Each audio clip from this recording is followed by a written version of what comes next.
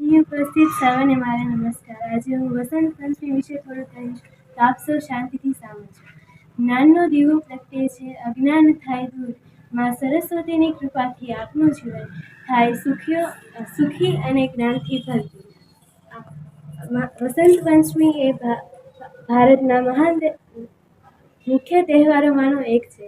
આ દિવસે ઋતુ પરિવર્તન,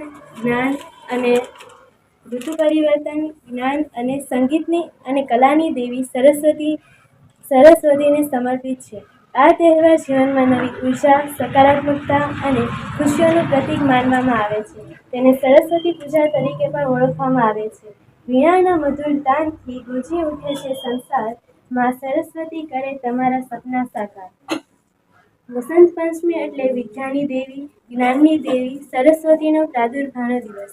મૂળ પ્રકૃતિ સૃષ્ટિની રચના કરવા માટે દુર્ગા, રાધા, લક્ષ્મી અને સરસ્વતી અને સાવિત્રી એમ 5 રૂપમાં વિભાજિત થઈ, જેમાં સરસ્વતી દેવી રાધા દેવીના ચહેરામાંથી ઉત્પન્ન થયા છે તેવું માનવામાં આવે છે.